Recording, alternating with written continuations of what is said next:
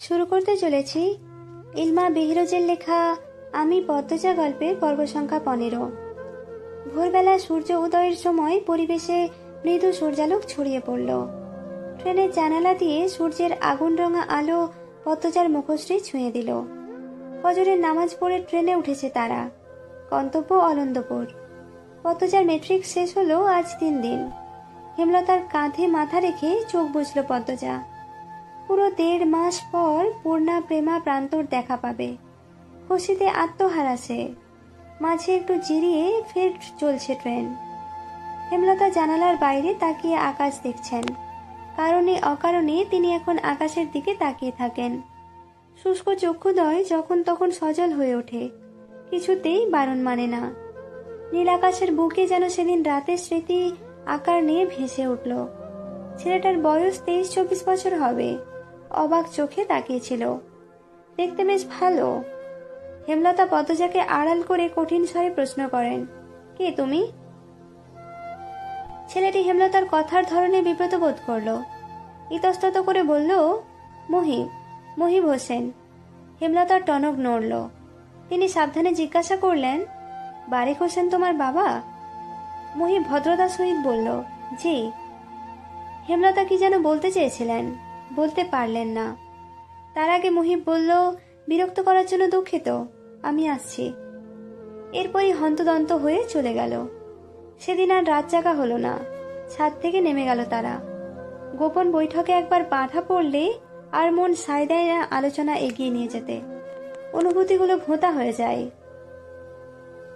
এর পরদিন জানা গেল মহিব তার পিতার সাথে রাগ করে ঢাকা ছেড়ে চাচার বাড়ি উঠেছে। এখনকার ছেলে মেয়েদের ক্ষমতা খুব। তারা খুব সহজে কারণে অকারণে বাবা মার সাথে রাগ করে দূরে সরে যেতে পারে। হেমলতা অবজ্ঞায় কপাল কুঞ্চিত করতে সংকোচ বোধ করলেন না। পরে অবশ্য বুঝেছেন মহিব খুবই ভালো ছেলে, নম্র, ভদ্র, জ্ঞানী, মেধাবী ছাত্র, বিয়ে পড়ছে। সবচেয়ে ভালো গুণ হলো মহিবের নজর সৎ। হেমলতা চোখে দৃষ্টি চিনতে ভুল করেন না। ঠিক 17 দিন পর বারেক হোসেন ছেলেকে নিতে আসেন।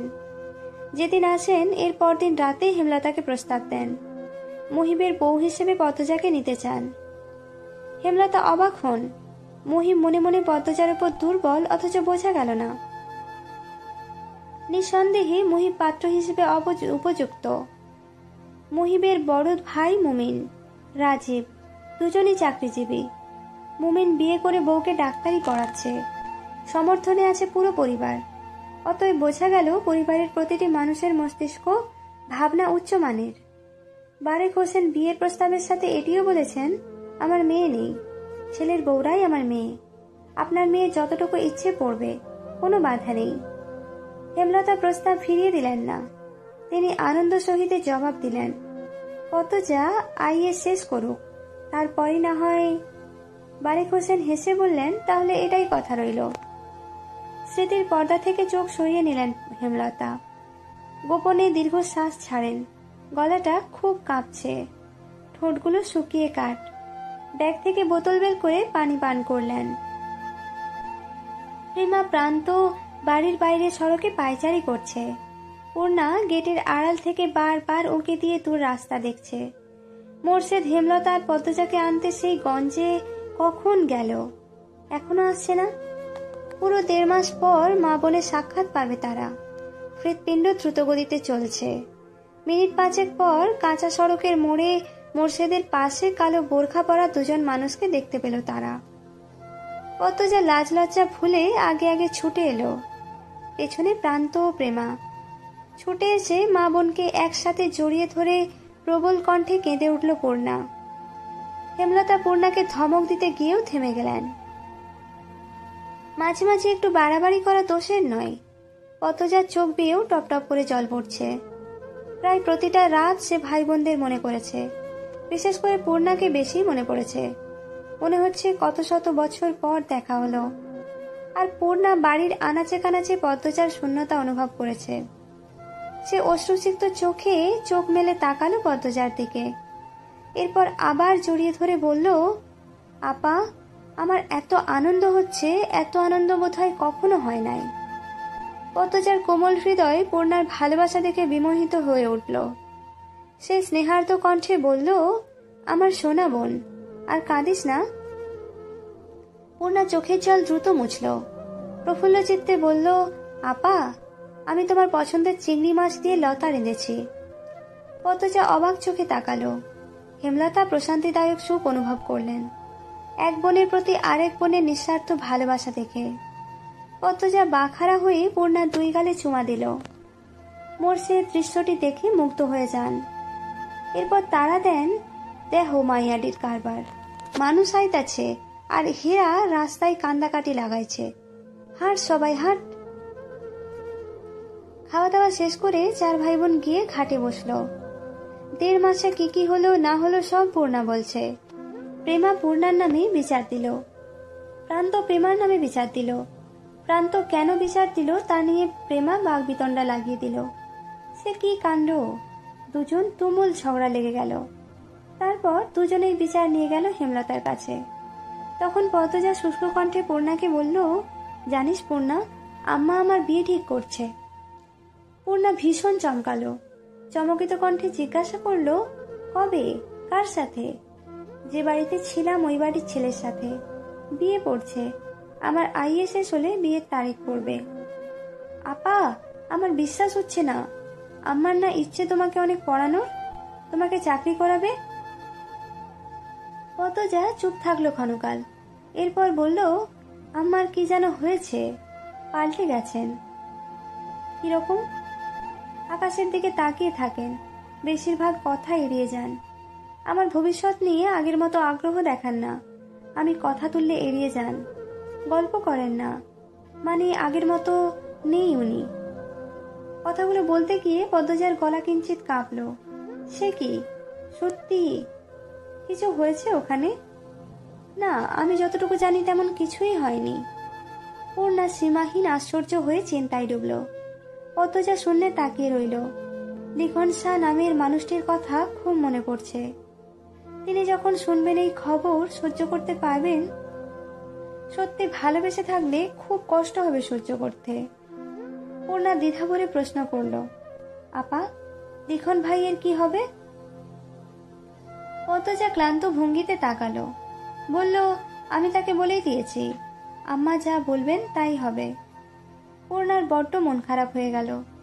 তার আপার মতো সুন্দরীকে শুধুমাত্র লিখন শাহর পাশেই মানায়। কত স্বপ্ন দেখল সে লিখন শাহ এবং পদ্মজাকে নিয়ে, সব স্বপ্নয় গুঁড়ো বালি। সে কাতর কণ্ঠে বলল, লিখন ভাইয়ের সাথে তোর বিয়ে না হলে আমি খুব কষ্ট পাবো, খুব।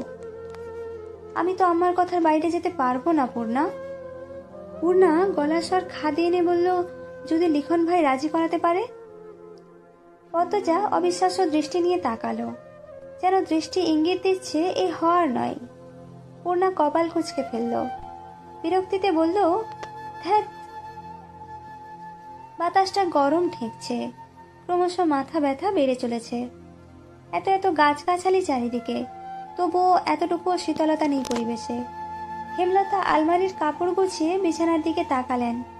মোর্শেদ এই রোদ ফাটা দুপুরে কখন থেকে ঝিম মেরে বিছানায় বসে আছে, মুখখানা বিমর্ষ, চিন্তিত। হেমলতা প্রশ্ন ছুড়লেন, কোনো সমস্যা? মোর্শেদ তাকিয়ে আবার চোখ সরিয়ে নিলেন। হেমলতা তাকিয়ে রইলেন জবাবের আশায়। ক্ষণকাল সময় নিয়ে মোর্শেদ বললেন, বাসন্তী এই বাড়ি তো আইতে চাই থাকবার জন্যে। হেমলতার চোখ দুটি ক্রোধে জ্বলে উঠে আবার নিভে গেল।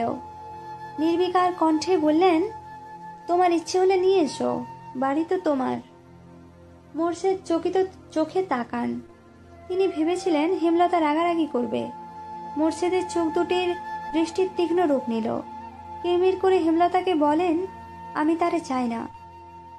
হেমলতা ঠাট্টা করে হাসলেন, বললেন, 20 বছর সংসার করে এখন তাকে চাও না? আমি হলে মামলা ঠুকতাম। মোর্শেদ আহত মন নিয়ে তাকিয়ে রইলেন অনেকক্ষণ। চোখ দুটিতে অসহায়ত্ব স্পষ্ট। হেমলতা নিজেকে নিয়ন্ত্রণে এনে সরে পড়েন। মোর্শেদ তখন কপট রাগ নিয়ে নিজে নিজে আওড়ান, আমারে ডর দেখাই? মার্ডারে খুন করতে পাইলে জীবনের শান্তি পাইতাম। হেমলতা ঘাড় ঘুরিয়ে তাকান, মোর্শেদকে পরখ করে নেন। রাগে ছটফট করছে মোর্শেদ। বাসন্তীর প্রতি তার এত রাগ কেন? তিনি দুপা এগিয়ে আসেন, বললেন, ভালোবাসার মানুষকে এভাবে গালি দিয়ে ভালোবাসা শব্দটির সম্মান খুইয়ে দিও না। আমি তারে কোনো কালেও ভালোবাসি নাই, বাসলে তোমারে বাসছি। হেমলতা ভীষণ অবাক হয়ে চোখ তুলে তাকান। ভোঁতা অনুভূতিগুলো মুহূর্তে নাড়াচাড়া দিয়ে উঠল। মোরশেদ অপ্রস্তুত হয়ে পড়েন, দৃষ্টি অস্থির। বিছানা থেকে নেমে গটগট পায়ে এগিয়ে যান। হেমলতা মোরশেদের যাওয়ার পানে তাকিয়ে থাকেন, ঝাপসা চোখ মেলে।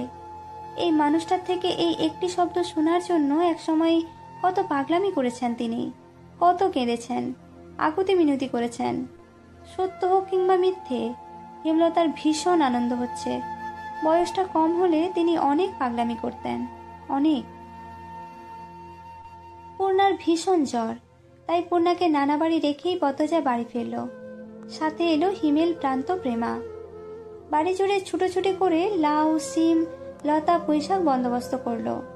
হিমেল বাজার থেকে মাছ এনে দিল। বাড়িতে শুটকি মাছ ছিল। আজ হেমলতা আর মোরশেদ ফিরবে, তাই এত আয়োজন। 2 দিন আগে ঢাকা গেলেন তারা। হেমলতার বড় বোন হানির মেজমের বিয়ের কথাবার্তা চলছে। হানি বলেছেন হেমলতা না গেলে তিনি বিয়ের তারিখ ফেলবেন না, তাই বাধ্য হয়ে হেমলতা গিয়েছেন। তবে পদ্মজার খটকা লাগছে শুরু থেকে। তার মা তাকে রেখে পাশের এলাকায় যেতেও আপত্তি করেন। আর আজ 2 দিন ধরে তিনি মাইলের পর মাইল দূরে পদ্মজাকে ছাড়া রয়েছেন। তবে এসব এখন ভাবার সময় নয়। পদ্মজা যত্ন করে কয়েক পদের রান্নার প্রস্তুতি নিল। সকাল থেকে সূর্যের দেখা নেই। পরিবেশ ঠান্ডা, স্তব্ধ। এ যেন ঝড়ের পূর্বাভাস। প্রান্ত, প্রেমা উঠান জুড়ে মার্বেল খেলছে। হিমেল শুধুই দেখছে। মাঝে মাঝে প্রবল কণ্ঠে হাসছে, হাততালি দিচ্ছে। রান্না শেষ হলো বিকেলে। প্রেমা, প্রান্ত, হিমেলকে খাবার বেড়ে দিল পদ্মজা। খাওয়া শেষ হলে বলল, হিমেল মামা, প্রান্ত আর তুমি পূর্ণারে নিয়ে আসো। সন্ধ্যা হয়ে যাবে একটু পর, আম্মা আব্বাও চলে আসবে। হিমেল, প্রান্ত বের হতেই পেছন পেছন ছুটে গেল প্রেমা। পদ্মজা একা হয়ে গেল। রান্নাঘর গুছিয়ে বারান্দায় এসে দাঁড়ালো। বাতাস বইছে প্রবল বেগে। বাতাসের দাপটে চুল ওড়না উঠছে। আকাশ কালো মেঘে ছেয়ে গেছে। পরিবেশ অন্ধকার হয়ে আসছে ধীরে ধীরে। মনটা হুগাইতে লাগলো। পদ্মজা এক হাত দিয়ে অন্য হাতের তালু চুলকাতে চুলকাতে গেটের দিকে বারংবার তাকাচ্ছে। যতক্ষণ না কেউ আসবে শান্তি মিলবে না। বিকট শব্দ তুলে কাছে কোথাও বজ্রপাত পড়ল। ভয়ে পদ্মজার আত্মা শুকিয়ে গেল। চারিদিক কেমন অন্ধকার হয়ে এসেছে। ঘুমটা টেনে বাড়ি থেকে বের হওয়ার সিদ্ধান্ত নিতেই আকাশ ভেঙে বৃষ্টি নামলো। বিকট বজ্রপাত, দমকা হাওয়া, বড় বড় ফোঁটার বৃষ্টি, সব মিলিয়ে প্রলয়ঙ্করী ঝড় বইছে যেন। লাহারি ঘরের মাথার উপরে থাকা তালগাছ অবাধ্য বাতাসের তেজে একবার ডানে একবার বামে ঝুঁকে পড়ছে। পদ্মজার গায়ের পশম দাঁড়িয়ে গেল ভয়ে। ছুটে গেল নিজের রুমে। বিছানার উপর কাচুমাচু হয়ে বসল। টিনের চালে ধুমধাম শব্দ হচ্ছে। বৃষ্টির বেগ বেড়ে চলেছে। এত সব শব্দ ভেদ করে আরেকটি শব্দ কানে এলো। সদর ঘরে কিছু একটা পড়েছে। পদ্মজা ভয় পেয়ে গেল। পরপরই খুশিতে আওড়ালো, আম্মায় আসছে। বিছানা থেকে নেমে হন্তদন্ত হয়ে সদর ঘরে আসলো। সদর ঘর অন্ধকারে তলিয়ে আছে। জানালা দিয়ে ঈষৎ আলোয় পদ্মজা টের পেল একজন পুরুষের অবয়ব। সাথে সাথে তার সর্বাঙ্গ অসাড় হয়ে পড়ল। পা দুটি স্তব্ধ হয়ে গেল। পদ্মজা কাঁপা কণ্ঠে বলল, কে আপনি? খালি বাড়িতে কেন ঢুকেছেন? কোনো জবাব আসলো না। পদ্মজা অনুরোধ করে ভেজা কণ্ঠে বলল, বলুন না, কে আপনি? একটি ম্যাচের কালি জ্বলে উঠল। সেই আলোয় দুটি গভীর কালো চোখ বিভ্রম নিয়ে তাকিয়ে রইল পদ্মজার দিকে। শীতল স্পষ্ট কণ্ঠে চোখের মালিক বলল, আমির হাওলাদার। পদ্মজা পুরুষালী কণ্ঠটাটি শুনে আরো ভড়কে গেল। রগে রাগে বরফের ন্যায় ঠান্ডা সূক্ষ্ম কিছু একটা দৌড়ে গেল। এক হাত দরজায় রেখে পদ্মজা আকুতি করে বলল, আপনি চলে যান, কেন এসেছেন? উত্তরের আশায় না থেকে পদ্মজা দৌড়ে নিজের রুমে চলে গেল। একটু রুমে ঢুকেই দরজা লাগিয়ে দিল। মস্তিষ্ক শূন্য হয়ে পড়েছে, কাজ করছে না। লোকটা যদি সম্মানে আঘাত করে বা গ্রামের মানুষ যদি দেখে ফেলে খালি বাড়িতে কোনো অচেনা পুরুষের সাথে কেলেঙ্কারি হয়ে যাবে। সে আর ভাবতে পারছে না। দরজায় করাঘাত শুনে পদ্মজা রুমের সব আসবাবপত্র ঠেলে ঠুলে দরজার কাছে নিয়ে আসলো। তারপর মাটিতে বসে হাউমাউ করে কাঁদতে লাগলো। দুহাত মাথায় রেখে আর্তনাদ করে ডাকলো, আম্মা, কই তুমি? আমি খুব একা আম্মা, আম্মা।